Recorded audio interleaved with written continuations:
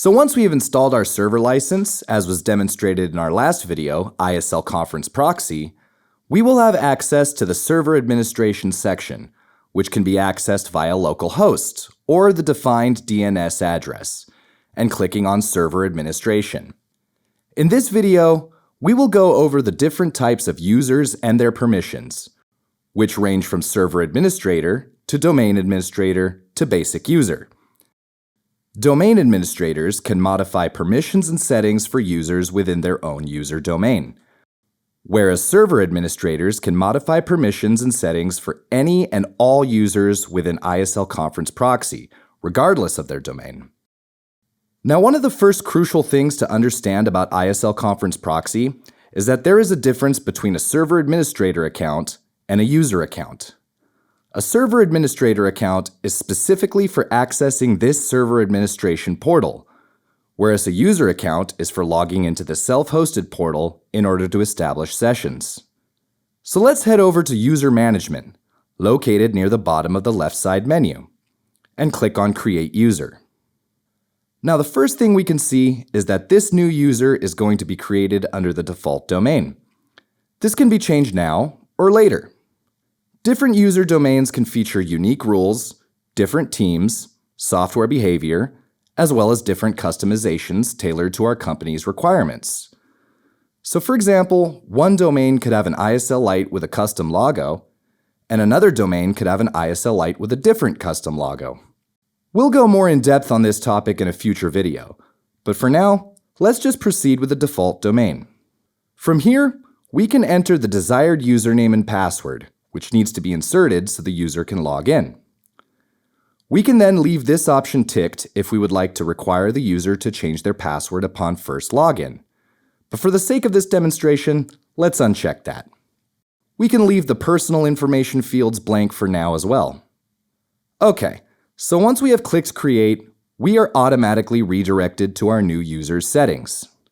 If we would like them to be a server admin, meaning that they can only access these configuration pages and not establish remote desktop sessions, we can select Yes from the Server Admin option and save our changes. However, let's look into some settings as if this user were to be creating remote desktop sessions, as well as give them some domain administrative access within the user console by unticking Domain Admin and selecting Yes from the dropdown. This will also enable the settings that come after it. For example, the ability to create, edit, and delete users. Now that we have clicked Save, let us open a new tab and return to our ISL Conference Proxy user console via localhost or the defined DNS address and log in as the newly created user. Due to the settings we applied earlier, not only can this user connect to remote computers, but can now navigate to Administration, head over to the Users tab, and create a new user without needing to be a server administrator. What they can also do, as a domain admin, is change the settings for their entire domain of users by clicking on Settings, or individual users by clicking on them and accessing their personal settings from the Users menu. If we click on General, for example, we can see that the domain admin is presented with the same settings we saw earlier in User Management. We'll go into this administration console in another video. In the meantime, this console only works for one specific user domain. If we head back to the User Management in the Server Administration console, we are able to modify the settings and permissions of any individual user within any domain or any domain. Changing the domain settings will, of course, change the settings for all users within it. Now, the final element on the hierarchy of settings would be the configuration menu, which is a menu only a server administrator can access. If we click on General under Configuration, we can see what is essentially the same concept as was in the user portals, as well as the User Management, except that instead of configuring permissions and settings for a single user or a domain of users, we are configuring settings that will affect every single user within every single domain. This comes in handy, for example, when configuring our company's security protocols.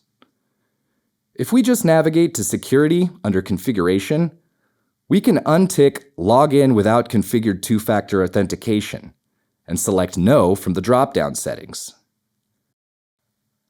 As soon as we have saved our settings, every user from every domain will be prompted to set up 2FA if they haven't already, and will no longer be able to log in without it.